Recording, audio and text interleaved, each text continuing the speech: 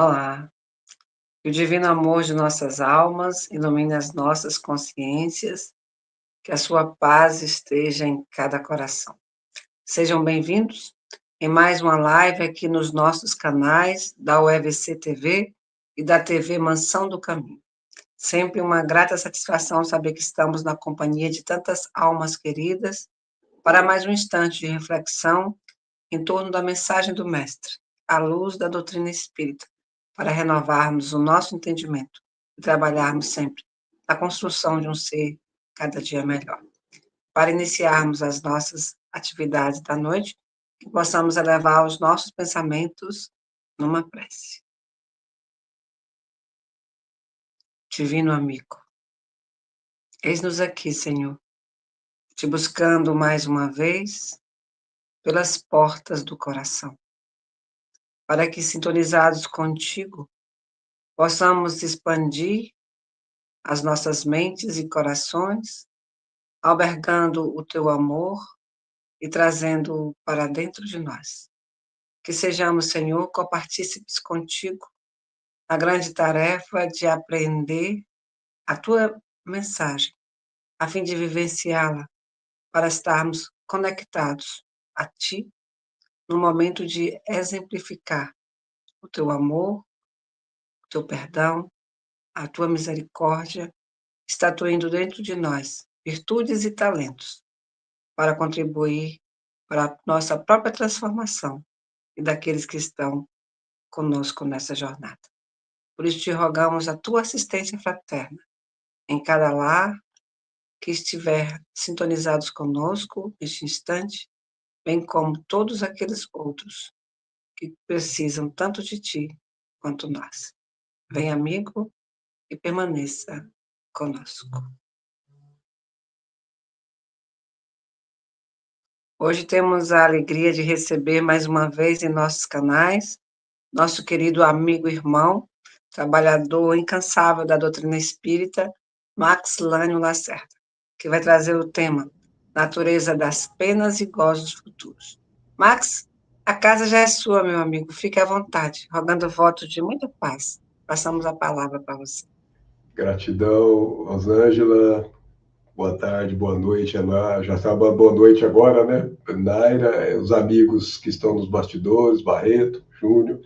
Boa noite a todas e a todos que estão aqui conosco, os que chegarão depois. Temos a gratidão de poder estar aqui falando sobre essa doutrina abençoada e conversando sobre um tema que não foi sempre tão claro como é hoje, depois que a doutrina espírita nos trouxe.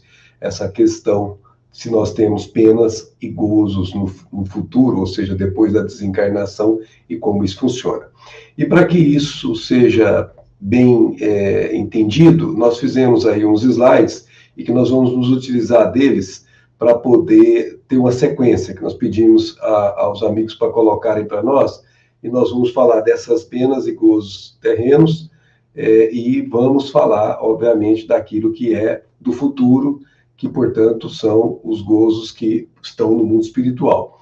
Bom, para que a gente possa avançar, vamos lembrar que esse assunto foi inserido por Allan Kardec na parte 4ª do Livro dos Espíritos, a última parte do livro, em que ele chama das esperanças e consolações, e acabamos de falar das terrestres, e agora nós vamos falar das futuras, que incluem o capítulo 2. Então, Allan Kardec trabalha esse tema, nesse capítulo 2, em vários subitens.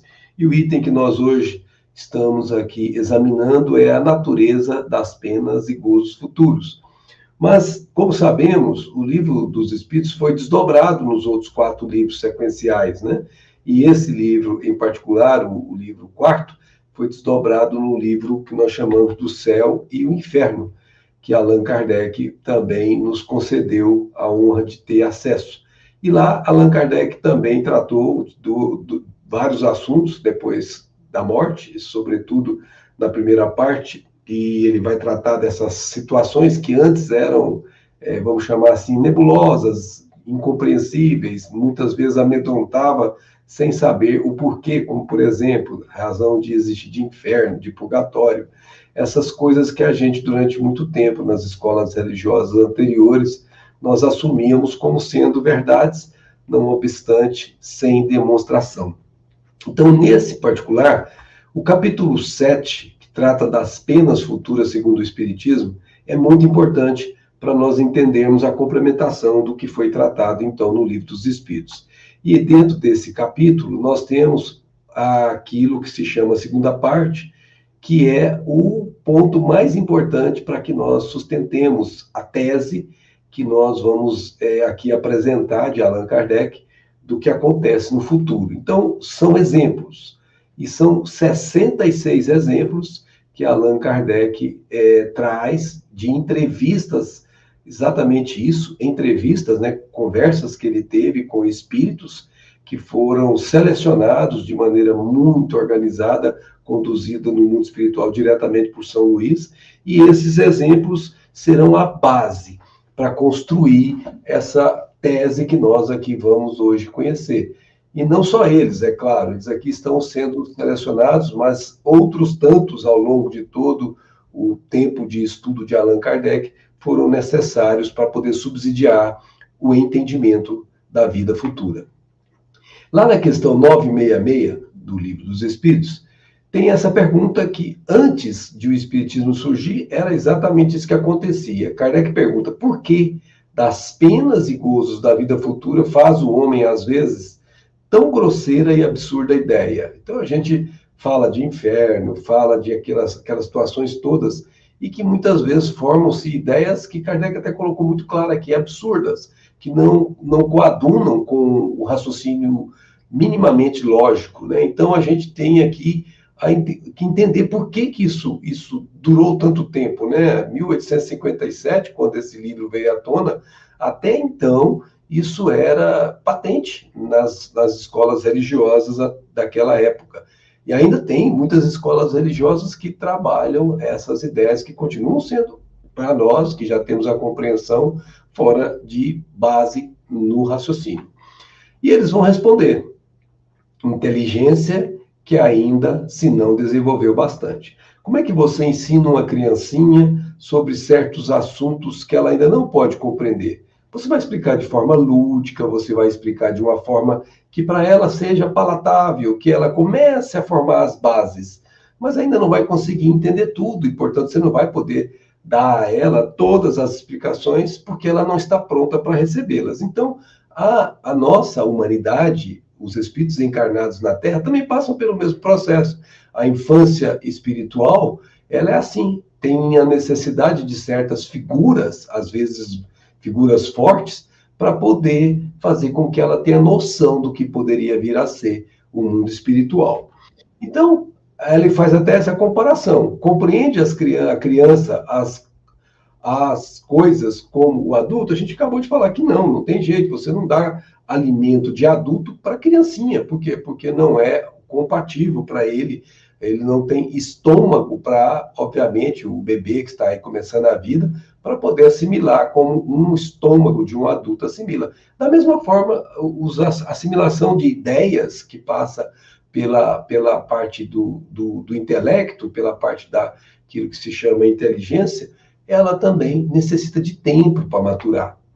E ainda vai dizer que, ademais, depende também do que se lhe ensinou. Aí é que há necessidade de uma reforma. Olha só, não é só o fato de ser criança, é que a criança pode ser, no sentido, entre aspas, mal educada, ou seja, não foi educada adequadamente, não foi explicado a ela de forma correta, de forma lógica, de forma racional, de modo que quando ela fosse adulto ou adulta, essa criança, obviamente, tivesse aquilo como base para ela compreender o que faltou, quando ela não podia compreender. Mas isso não foi assim. Muito do que foi ensinado na base estava equivocado, mais atemorizava do que fazia essa criança ter bases de raciocínio. Então, o que o espírito que respondeu essa pergunta está dizendo? Aqui é que está a necessidade de uma reforma. E é por causa disso que veio o Consolador Prometido, para que nós tenhamos a possibilidade de rever esses erros, corrigir esses erros, para que, como adultos espirituais hoje, nós tenhamos a tranquilidade de saber como funciona a vida futura. E ainda vai dizer mais, o benfeitor que respondeu essa pergunta. Ele vai dizer assim, ó, muitíssimo incompleta é a vossa linguagem para exprimir o que está fora de vós. Veja só, tem a questão de ser uma infância, tem a questão de ser explicado errado, e ainda tem a questão da nossa linguagem não conseguir, por causa do tamanho do nosso psiquismo, que ainda não está dilatado o suficiente, para exprimir as ideias do que estão fora de nós. Daí porque, por exemplo, Jesus usou muitas comparações. As parábolas comparam coisas aqui concretas da terra com coisas abstratas do plano espiritual. Por que precisava disso? Porque as coisas da terra nós conseguimos entender, porque é a linguagem nossa, mas as coisas do céu ou as coisas do plano espiritual, elas fogem à capacidade de assimilação. Portanto, essas comparações são extremamente úteis porque faz com que nós tenhamos ideia de como que se dá a situação do lado de lá. E aqui ele está dizendo isso, a nossa linguagem não dá para a gente entender tudo completo até a esse momento que nós chegamos. E aí ele vai concluir o raciocínio. Teve-se então que recorrer a comparações e tomaste como realidade as imagens e figuras que serviram para essas comparações, como dissemos. O problema não são as comparações. O problema são que os ouviram e formaram essas comparações em suas mentes, transformaram essas comparações em realidade. Então as coisas pareceram para ele como se fosse aquilo que é apenas uma figura, mas para ele aquilo é a realidade. E aí comprometeu a compreensão da vida futura. E então, gente, que à medida que nós, os espíritos encarnados, nos instruímos, nós vamos melhor compreendendo e essa linguagem vai se exprimindo de maneira melhor. Então é questão de tempo, tem um processo evolutivo de maturação do psiquismo que nós precisamos para assimilar ideias. Uma comparação singela. Você coloca uma criança no pré-primário. Ora, a criança do pré-primário não está apta a entender o que uma criança no quarto ano primário já está recebendo. Se você levar aquele conhecimento do quarto ano primário para uma criança de pré-primário, ela simplesmente vai boiar, como a gente diz, né? Não vai entender nada, aquilo para ela fazer o mesmo sentido. Mas essa criança de pré-primário, um dia será a criança do quarto ano primário, que também já foi do pré-primário. E assim também é o espírito. Hoje ele está num patamar, mas à medida que ele vai recebendo as experiências, vão passando pelas várias fases daquela que se chama fase evolutiva, ele vai assimilando as novas ideias, vai assimilando os novos conhecimentos, vai assimilando, enfim, as verdades pouco a pouco, até ele conseguir ter uma linguagem adequada para se exprimir. Ora, chegamos a essa época. Essa época, ela foi inaugurada com o Consolador Prometido na Terra. 1857 foi marcado como o ano em que essas verdades estavam vamos dizer assim, ao alcance de qualquer um. Não era só mais quem tinha ouvido de ouvir ou quem tinha olho de ver. Estava ao alcance de todos. Por quê? Porque não era mais figuras, mas essas imagens que eram utilizadas pelos espíritos para poder fazermos entender. Eram bases que nós, os encarnados, temos com clareza. Não são figuras mitológicas, figuras imaginárias, não, são realidades. Mas como que essa realidade foi obtida? Você poderá perguntar, e a pergunta é extremamente importante. E Kardec vai nos apresentar isso. Ele tem um capítulo que se chama Princípios da Doutrina Espírita sobre as Penas Futuras. E ele conta como é que ele conseguiu fazer isso. Está lá, como dissemos, no livro Céu e Inferno, no capítulo 7. A doutrina espírita, diz Kardec, no que respeita às penas futuras, não se baseia numa teoria preconcebida. Olha que bacana. Ele não parte de uma teoria. Ele não vai ter uma teoria e querer provar a teoria como a gente normalmente faz na academia da ciência do homem. Não, ele vai formar aquela ideia depois que ele tiver acesso às informações. Por isso ele diz, não é um sistema substituindo outro sistema. Em tudo, a doutrina espírita se apoia nas observações. Aqui é que é o importante. E são estas que lhe dão plena autoridade. Como dissemos no começo, são 66 casos que foram colocados só nesse livro do Céu e Inferno, na sua segunda parte. Mas são muitas outras, vamos dizer assim, posições e situações no mundo espiritual que Kardec estudou detidamente para poder formar essa nova maneira de ver como é essa tal de vida futura. E ele vai dizer, como assim? Como é que a gente conseguiu fazer isso de forma fidedigna? Porque são as almas que foram embora da Terra, ou seja, que desencarnaram, que nos vêm hoje iniciar nos mistérios da vida futura, descrever-nos a sua situação feliz ou desgraçada. Aí ele vai ouvir vários tipos de almas que desencarnaram em situações das mais diversas possíveis, e ele vai formando um parâmetro comparador de cada uma delas, vai tendo noções claras que vão virando cada vez mais fáceis de se compreender, e vai haver repetição, o mesmo espírito ter o mesmo padrão do outro, enfim, você tem condição de formar claramente uma base. E foi assim que Kardec procedeu. Preciso é afirmar não se trata, nesse caso, das revelações de um só espírito, como nós dissemos, foram várias, o qual poderia ver as coisas do seu ponto de vista, só sob um aspecto, ainda dominado nos terrenos dos prejuízos. Ou seja, imagine se você fosse numa cidade e você só ouvisse as pessoas de um bairro da cidade. A ideia que você formaria daquela cidade é a ideia daquele bairro. Mas a cidade tem vários tipos de bairros, tem um centro, tem várias posições. Se você não ouvir alguns de várias outras posições, a noção que você vai fazer dessa cidade é parcial. E Kardec foi muito cuidadoso. Ele ouviu mas muitos espíritos, nós não temos noção de quanto foi que ele fez. Então, ele diz assim, trata assim de inúmeros exemplos fornecidos por espíritos de todas as categorias. Olha o trabalho que Allan Kardec teve. Todas as categorias, desde os mais elevados aos mais inferiores da escala, por intermédio de outros tantos auxiliares, que são os médios, que estavam disseminados pelo mundo. A gente sabe que Kardec recebia anotações de vários médios, de vários lugares do mundo, e ele teve o cuidado, o trabalho de colocar isso de uma maneira lógica e racional, comparar, ver o que tinha de desvio, o que era realmente conciliava com a lógica, e Kardec foi muito hábil nisso. E com base nisso, ele formou a teoria.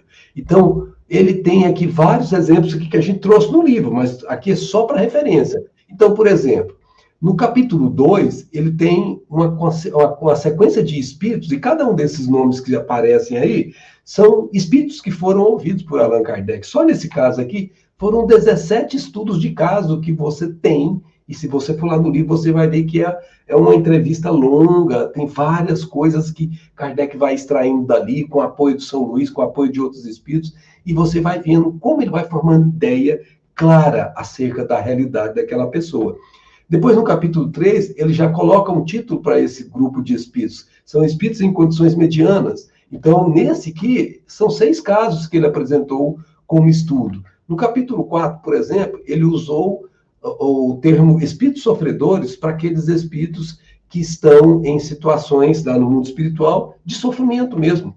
E são 9 estudos de casos que ele traz para que nós investiguemos aqui hoje. Ele também entrevistou suicidas, minhas amigas e meus amigos.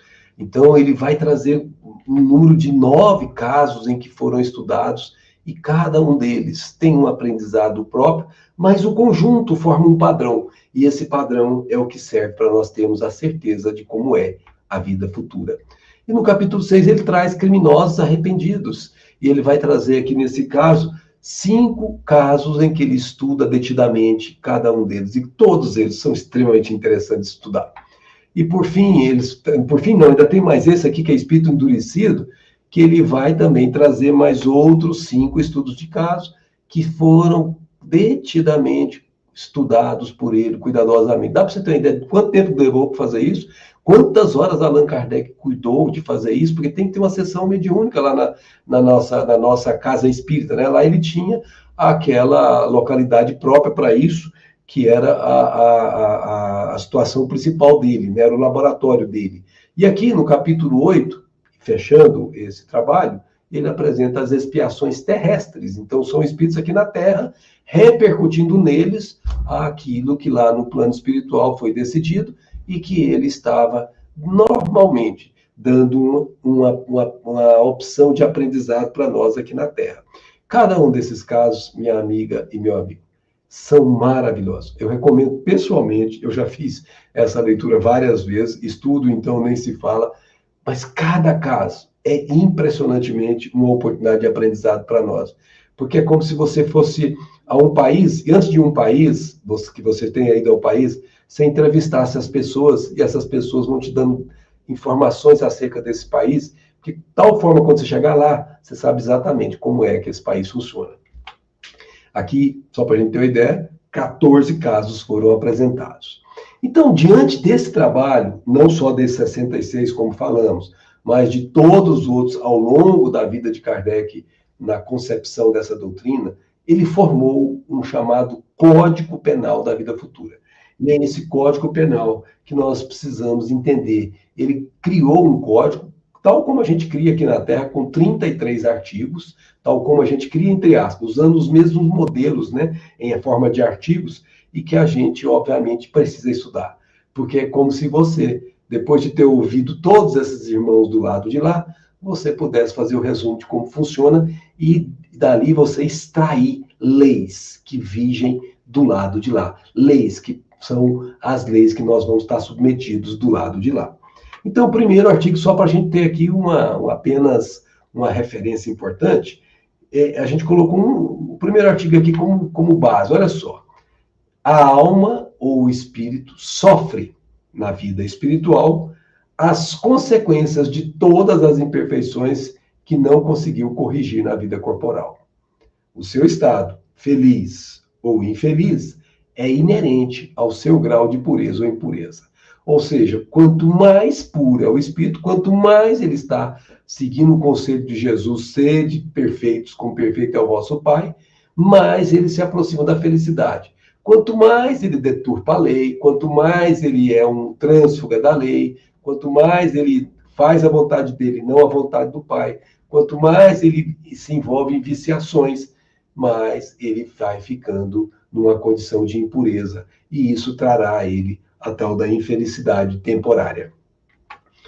Só que nós resolvemos trazer dois aqui, porque são casos interessantes, que é o 16º e o 17º artigos, porque eles são bastante importantes para a gente ter assim, um pouco de visão do como é importante a gente conhecer as leis para seguir as leis, mesmo que a gente inicialmente não queira, mas só o simples fato de saber que existem leis e que elas têm repercussões sobre nós, aqui na vida presente, assim como no mundo espiritual, é importante a gente ter essa noção, pelo menos a noção de como funciona isso.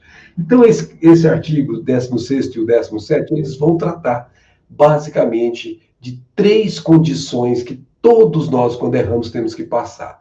Temos que passar pelo arrependimento, pela expiação e pela reparação. E Allan Kardec consegue fazer de uma pedagogia impressionante, consegue fazer de maneira magistral. Olha como ele diz: arrependimento, expiação e reparação são as 3 condições necessárias para apagar os traços de uma falta e suas consequências. O que é apagar, gente? Ela não mais incidir sobre você naquela cobrança que começa quando a gente não tem essas noções, naquilo que se chama remorso, complexo de culpa, ou naquela cobrança que já é muito mais leve, que é o arrependimento, que a gente sabe que errou, mas a gente sabe que pode resolver o problema, que a gente pode corrigir o problema, que a gente pode, enfim, ter a situação normalizada depois de certos processos. Então, quando a gente passa por isso, apagou definitivamente a falta, não é que ela não está registrada no nosso psiquismo, está, mas ela não mais influi na nossa vida, ela não mais faz aquele processo de nos obrigar a acertar as contas com a consciência cósmica. Então, 3 condições. Você tem, eu tenho, todos nós que erramos, que passar por esses 3 fatos: arrependimento, expiação e reparação. Vamos dar uma olhada em cada um deles, para ficar claro isso, porque isso aqui é extremamente importante. E se as pessoas desta humanidade conhecessem isso aqui, eu tenho certeza que os seus procederes seriam modificados. Olha o que diz Allan Kardec. O arrependimento, conquanto seja o primeiro passo para a regeneração, quem fala em regenerar é voltar ao padrão antes do erro. Então eu tenho que corrigir para poder voltar antes do erro, como eu estava antes de ter cometido determinado erro.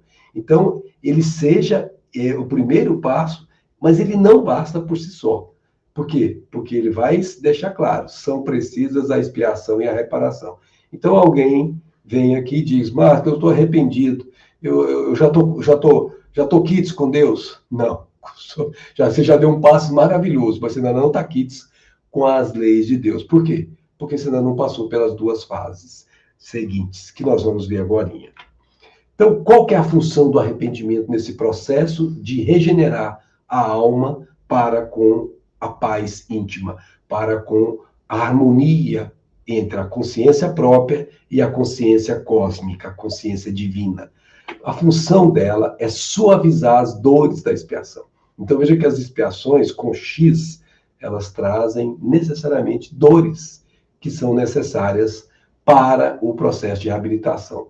Então, quando a gente arrepende, a gente é como se visse uma luz no fim do túnel, mas o túnel é um túnel cheio de problemas, cheio de meandros, tem às vezes problemas que a gente vai tropeçar, às vezes tem espinho, às vezes tem pedras pontiagudas, mas nós vamos ter que passar. Mas quando você vê lá no fim do túnel, mesmo sabendo todos esses obstáculos que você vai ter que passar, você tem aquilo que se chama esperança. Você vai entrar com uma nova condição íntima, um novo conteúdo, uma nova energia que vai te dar forças para poder prosseguir apesar das dificuldades. E é por isso que a expiação vem logo em seguida. Por quê? Porque ela vai ser o processo de caminhar de volta para onde nós precisávamos estar antes do erro.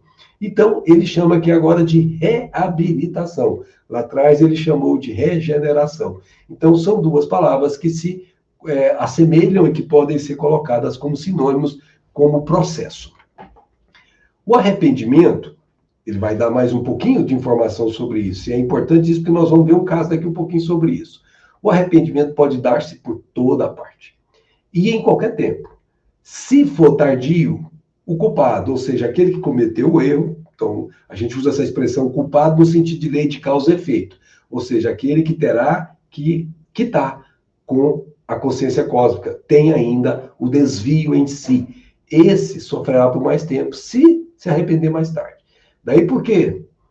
Nós, o que já estamos com consciência desperta, com esse conhecimento, gente, todos nós somos passíveis de erro, não temos dúvida disso. Vai que a gente faz alguma coisa que não é conveniente para com a lei divina. Tudo bem, eu errei. E aí, o que eu vou fazer? Primeira coisa, tomo consciência de que errei, assumo para mim o erro e não projeto o erro em outrem, e vou, a partir daí, a partir desse momento, começar a corrigir o processo ainda encarnado. Ainda encarnado. Quando eu faço isso, eu tenho a chance de voltar para o mundo espiritual sem mesmo precisar de passar pelas penas futuras. Por quê? Porque eu já faço o processo de expiação e de reparação aqui ainda na Terra. Então, quanto mais cedo, quanto mais a pessoa tiver a coragem íntima de arrepender-se, mais ela se livrará de sofrimentos futuros. Então, esse sofrerá por muito mais tempo não é de Deus, é escolha. Cada um de nós escolhe o como deve acertar as contas com a contabilidade divina. E como é que a gente repara? Eu vou pular aqui a expiação, porque nós vamos voltar depois na expiação, que é o passo intermediário entre o arrependimento e a reparação. A reparação, ele diz que só a reparação, contudo, pode anular o efeito, destruindo-lhe a causa. Do contrário, o perdão seria uma graça e não uma anulação. Veja só aqui, eu posso ter me arrependido, eu posso ter sofrido para atravessar aquele túnel cheio de pedras, cheio de serpentes, cheio de buracos, cheio, enfim, de espinhos, enfim, que me machucam, que me fazem sofrer. E se eu não reparei, eu passei por essas duas etapas, eu ainda não apaguei a falta. Conquanto eu já tenha caminhado uma parte do processo, eu não concluí a caminhada. Por isso que a reparação, ou seja, se eu quebrei um copo, eu tenho que corrigir e colocar o outro copo no lugar do copo que eu quebrei. Se eu magoei alguém, eu tenho que corrigir e deixar aquela pessoa alegre da minha presença. Ou seja, se eu fiz o mal, eu tenho que fazer o bem, seja de qual natureza for. É, portanto, a lei que determina que nós paguemos o mal com o bem. Se a gente fizer isso, a gente vai entrar no processo de apagar a falta, como Allan Kardec usou aquele termo. Então, a função da reparação é exatamente essa. A reparação consiste em fazer o bem àqueles a quem se havia feito o mal. Gente, simples assim. Se eu falei mal de uma pessoa, eu tenho que modificar isso, eu tenho que corrigir, falar bem, pedir desculpas claramente a ela, e se eu falei isso para outras pessoas, ir lá corrigir, dizer, ó, eu fui equivocado, eu falei mal dessa pessoa, mas eu que sou o responsável, não ela. Então eu tenho que assumir para mim todos os ônus das dificuldades que eu mesmo criei para outra. Eu vou pegar sobre os meus ombros aquilo que eu fiz de forma inadvertida no ombro do outro. Então aqui é que é o ponto fundamental, que tem que ter a tal da coragem moral. O que é coragem moral? É essa força íntima que o arrependimento te dá, aquela energia para você enfrentar o que virá pela frente, porque você sabe que você precisa fazer isso para ficar em paz consigo mesmo e em paz com a consciência cósmica. Então veja, reparar é fazer o bem àqueles a quem fizemos mal, ou aquilo, não necessariamente só pessoas, pode ser coisas, situações, a gente obviamente pode ampliar isso aqui. E aí Kardec chama a atenção, olha, como é importante a gente arrependeu e já reparar na encarnação nossa.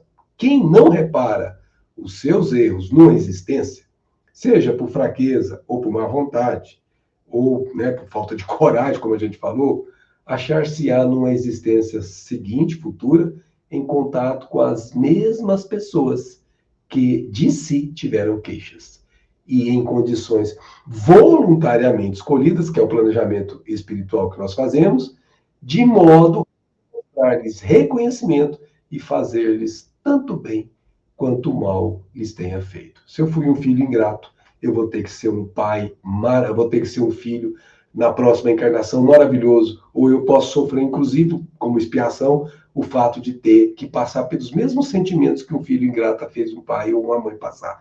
Então, são situações que você tem a similitude, você tem o que nós chamamos de parecidas situações em que a criatura vai viver, para que ela aprenda a não fazer, isso é a expiação, e que ela possa corrigir o que ela fez, deixando aquele que foi machucado, aquele sendo curado por ele mesmo. Aí, por isso que agora nós vamos falar da expiação. Em que consiste essa tal de expiação? Até que os últimos vestígios da falta desapareçam, a expiação consiste nos sofrimentos físicos e morais.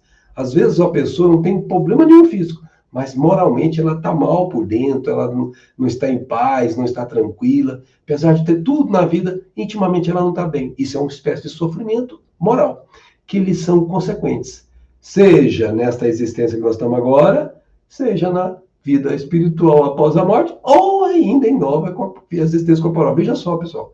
Podemos sofrer nesta existência essa expiação, na vida espiritual e na vida corporal seguinte. Para a gente ter claro isso, como nós falamos, vamos pegar um estudo de caso, que é o Verger, que é o assassino do bispo de Paris, lá do arcebispo de Paris, que está lá no capítulo 6, que a gente mostrou agora há pouco, Criminosos Arrependidos. A síntese do caso, apresentada por Allan Kardec, é que, até o último instante, esse espírito que estava encarnado não manifestou qualquer sentimento de pesar, de arrependimento ou de sensibilidade, arrependendo-se do que fez após a morte. Então, ele só foi arrepender verdadeiramente depois que morreu. Ele foi executado pela guilhotina, no mês de janeiro de 1857, e foram 2 entrevistas com ele. Foi evocado, ou foi chamado, no mesmo dia em que ele foi executado, não conseguiu falar direito, estava muito perturbado, e depois ele foi evocado 3 dias depois, e aí sim foi possível ter informações que ele nos trouxe. Então, análise do caso, só para a gente poder pegar esse caso em particular aqui para servir de estímulos para cada um de nós buscar depois lá no livro, diz Kardec, a situação de Verger, ao morrer, é a de quase todos os que sucumbem violentamente. Então, ele está pegando um estudo de caso que vai como que se reproduzir para todas as situações semelhantes. Ele diz que quase, porque tem os casos em que quando a criatura tem uma elevação moral tão grande, mesmo nas mortes violentas, ela não sofre o que Verger vai sofrer. Não se verificando bruscamente a separação, eles ficam como aturdidos, sem saber se estão mortos ou vivos. Muito comum isso. Kardec chama isso de perturbação espiritual em O Livro dos Espíritos, quando nós estudamos isso. A visão do arcebispo foi-lhe poupada por desnecessária ao seu esforço. Então, o arcebispo que ele assassinou era elevado. Ele não foi lá para poder perseguir o assassino. Pelo contrário, ele orou por ele, provavelmente, perdoou. Mas Kardec adverte, apesar de ele ter feito isso, outros espíritos, em circunstâncias idênticas, são constantemente acossados pelo olhar de suas vítimas. Então tem um processo que aí começa a expiação, o sofrimento. A vítima como que está cobrando dele o tempo todo, né? Quando a vítima não é real, na própria mente dele cria-se essa imagem da vítima que ele se autoimpõe como uma auto-pena que ele estabelece para si. Por que o arrependimento dele é tardio? A enormidade do delito, Verger acrescentara a agravante de se não ter arrependido ainda em vida, estando, pois, nas condições requeridas para a eterna condenação. Olha a palavra, gente. Eterna condenação. Era como era visto. Isso foi a época antes do Espiritismo chegar à Terra. Era assim que as igrejas, sobretudo a católica, seguia no entendimento para nós. Mas logo que deixou a Terra, esse espírito, o arrependimento invadiu a alma dele e, repudiando o passado, deseja sinceramente reparar. Ali ele caiu em si. Ali ele viu que realmente fez o que não precisava, que não devia, e que aquilo está pesando sobre a sua intimidade. Mas por que o arrependimento dele foi tardio? E cuidado, pode acontecer com muitos de nós. A obstinação no mal em vida provém, às vezes, do orgulho, que recusa submeter-se e confessar os próprios erros. Por quê? Porque ele está, o homem, sujeito à influência da matéria, que, lançando-lhe um véu sobre as percepções espirituais, o fascina e desvaia. Ou seja, veste-se o corpo de carne, aí a gente tem vergonha de assumir que errou, tem vergonha de colocar publicamente que eu estou errado e não o outro. Isso tudo são óbices para que ele tenha o tal do arrependimento verdadeiro. Ele não tem coragem moral de assumir. E não tendo a coragem moral de assumir, porque o orgulho não deixa, eu falar isso, quem sou? Você está doido? Nunca na minha vida faria isso. Então, isso é orgulho exacerbado, que a matéria impõe quando a gente está encarnado. Porque quando a gente chega do lado de lá, esse orgulho não vai ter tanta força assim, não. Roto esse véu, ou seja, estragado esse véu, súbita luz o aclara, ou seja, esse véu é a matéria. E ele se encontra senhor da sua razão. Então já não está mais embotado pelo que chamamos de matéria, que escurece a razão. A manifestação imediata de melhores sentimentos é sempre indício de um progresso moral realizado, que apenas aguarda uma circunstância favorável para se revelar. Então, mesmo sendo um assassino, o Verger, ele já tinha certas conquistas. Por quê? Porque ele teve uma manifestação posterior, não foi tanto quanto seria maior se ele tivesse antes de desencarnar. Mas já teve depois, porque tem muitos que demoram, inclusive, a arrepender e levam um tempo muito maior. Então, são os chamados espíritos endurecidos.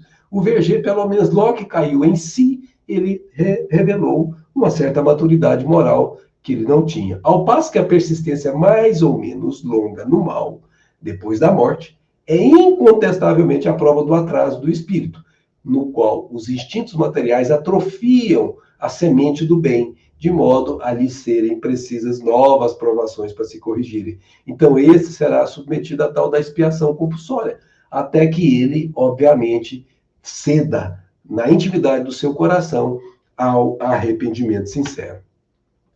Então, gente, muita atenção. Estamos todos nós aqui que estamos nos vendo uns aos outros encarnados, mas tem também irmãos desencarnados conosco. Mas para os desencarnados que estamos aqui, que estamos ainda a caminho, muita atenção a essa pergunta de Allan Kardec. Lá no questão 1000 do Livro dos Espíritos, ele pergunta: podemos, já nesta vida, ou já nesta existência, resgatar nossas faltas? E o Espírito foi muito, muito objetivo. Sim, meu filho, reparando-as. Ou seja, me dei conta de que errei, trata de corrigir enquanto você está a caminho. Foi Jesus que disse isso antes. Se você vai trazer a oferenda para o altar e lembra-se que tem problema com alguém, larga a oferenda de volta, reconcilia com o teu companheiro enquanto você está a caminho com ele. Porque se você não fizer isso, você será metido numa prisão e daí você não sairá enquanto você não pagar o último ceitil. Ou seja, você vai pagar isso em outra situação, ou lá no mundo espiritual futuro, ou numa nova existência, como a gente viu, futura também. Então, para fechar esse raciocínio, gente, o artigo 33º é a síntese do Código Penal, que nós trouxemos aqui para poder estimular as amigas e os amigos a estudarem com mais profundidade o tema. Diz Kardec, em que pese a diversidade de gêneros e graus de sofrimento dos espíritos imperfeitos, o Código Penal da vida futura pode resumir-se nesses 3 princípios. Sofrimento é inerente à imperfeição. Quanto mais imperfeito, mais sofre. Quanto mais perfeito, menos sofre.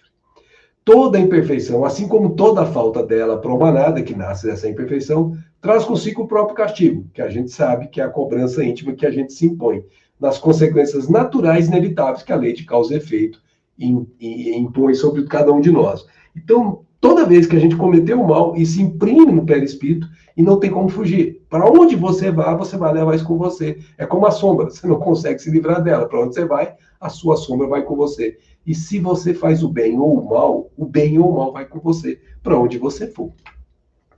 Podendo todo homem libertar-se das imperfeições por efeito da vontade, olha a palavra vontade, pode igualmente anular os maus consecutivos e assegurar a futura felicidade. Aqui ele usou a palavra anular, que tem o mesmo sinonímia de apagar, naquele exemplo que nós vimos lá no momento inicial. Então aqui a gente fica claro, pessoal, que nós temos leis que regem as nossas vidas. Gostemos ou não, conhecemos ou não, saibamos ou não como elas funcionam. Então, feliz daquele que, conhecendo, começa a controlar a sua vida. Não é por acaso Jesus diz, conhecereis a verdade e a verdade vos libertará. E no Espiritismo, a verdade ficou muito mais clara para nós do que antes dele. E assim nós concluímos com Jesus, que foi Kardec, inclusive, que colocou essa frase lá. A cada um segundo as suas obras, no céu como na terra. Tal é a lei da justiça divina. Meus amigos e meus amigos, feito essa breve aproximação de compreensão para nós entendermos como a vida funciona nesta existência e refletida na futura, nós temos algumas reflexões importantes. A gente falou do Espiritismo, e a pergunta que Kardec fez exatamente é essa. Será necessário que professemos o Espiritismo e creiamos nas manifestações espíritas para termos assegurada a nossa sorte na vida futura, ou seja, a felicidade que nós tanto almejamos? Tem que ser espírita? Essa é a pergunta. Obviamente que a gente sabe da resposta, né, gente? Se assim fosse, dissera o espírito, seguir-se-ia que estariam deserdados todos os que não creem ou que não tiveram ensejo de esclarecer-se. O que seria absurdo. Então é óbvio que não é o fato de você ser espírita que vai te garantir uma vida futura melhor. Só o bem te garante, te assegura a sorte futura. Ora, o bem é sempre o bem, qualquer que seja o caminho que a ele conduz. Em outras palavras, não importa a fé que você professa, nem mesmo se você não professa fé alguma, importa o bem que você faça. Se você faz o bem verdadeiramente, partindo do seu coração, a sua vida futura está assegurada, não se preocupe, porque é o bem que nos dá aquele cartão de entrada no mundo espiritual, aquela alfândega de passagem para o lado de lá, o cartão que você vai apresentar, que vai ser o seu advogado em toda parte, é o bem que você fez e o bem que você tem feito. Mas como pode o Espiritismo nos ajudar a viver esse bem? Já que não depende, obviamente, de nada, depende da vontade de fazer o bem, mas como é que eu posso ser ajudado nessa vontade de fazer o bem? Kardec fala para nós como é que isso vai ser. Ele diz assim, olha meu filho, a crença no Espiritismo ajuda você a se melhorar, firmando-lhe as ideias sobre certos pontos do futuro. Então você passa a saber o que você, obviamente, já busca intimamente. Apressa o adiantamento dos indivíduos e das massas. Por quê? Porque faculta nos inteiremos do que seremos um dia. Ou seja, aquilo que nós falamos, você vai para um país. Como é que vai ser quando você viver nesse país? Se você conhece o país antecipadamente, é outra situação. É um ponto de apoio, uma luz que nos guia. Não é o Espiritismo que te salva. O conhecimento que ele te dá base. Olha como ele diz, ponto de apoio. O Espiritismo ensina o homem a suportar as provas com paciência e resignação. O Espiritismo afasta o homem dos atos que possam retardar-lhe a felicidade. Mas ninguém diz que sem o Espiritismo não se possa ser conseguido isso. E ele reforçou o que o Espírito disse anteriormente. E aí eu pergunto para você e para mim, reflitamos. Precisamos do Espiritismo para sermos felizes? Para irmos para o mundo futuro com a consciência chancelando a nossa paz íntima? Será? Olha o que dirá Paulo, o apóstolo, aqui na Condição de Espírito, no capítulo 15 do Evangelho segundo o Espiritismo. Meus amigos, agradecei a Deus o haver permitido que pudesseis gozar a luz do Espiritismo. Agradecei a Deus. Não é que somente os que possuem a luz do Espiritismo hajam de ser salvos. Não. É que a luz do Espiritismo, ajudando-nos a compreender os ensinos do Cristo, essa luz do Espiritismo nos torna melhores cristãos, nos ajuda a sermos melhores cristãos. Ou seja, no fundo, o que nós temos que ser? Seguidores de Jesus. Fazer a vontade do Pai aqui na terra como no céu, conforme ele nos ensinou. E aí, Emmanuel diz assim: precisamos, em verdade, do Espiritismo e do espiritualismo também. Mas muito mais, nós precisamos de espiritualidade.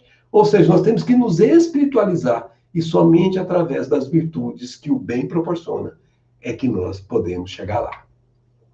Certa ocasião, Jesus estava indo para Jerusalém e passava por uma cidadezinha pequena, que era Betânia, ficava pertinho de Jerusalém, 3 quilômetros aproximadamente, e resolveu passar na casa de 3 amigos seus, Marta, Maria e Lázaro. Chegou lá, encontrou Marta e Maria, e a Marta estava trabalhando enquanto Maria se assentou aos pés de Jesus e ouvia tudo que ele falava, bebia, magnetizada por aquelas palavras abençoadas. A Marta, um tanto quanto preocupada com as coisas do dia a dia, de tentar arrumar casa, fazer as coisas para servir Jesus, talvez, enfim, com boa vontade, mas alheia às coisas que Maria bebia como se fossem tesouros inestimáveis. Mas Marta, não se contentando em apenas fazer aquilo que era inerente às coisas do dia a dia, ela se incomoda com a Maria, porque ela entende que a Maria está à toa, sem fazer nada, sem ajudá-la. E vai reclamar para Jesus que ela não está ajudando. E Jesus olha para ela. Eram 2 meninas, 2 filhas, 2 crianças espirituais, e que Jesus diz: Marta, Marta, estás ansiosa e afadigada, minha filha, por muitas coisas. No entanto, uma só coisa é necessária. E Maria escolheu a boa parte, a qual não lhe será tirada. É isso, minha amiga e meu amigo, que nós falamos aqui. Qual é a boa parte da vida? Qual é a essência do aprendizado que nós não devemos desprezar jamais? É isso que nós temos que aprender com Jesus.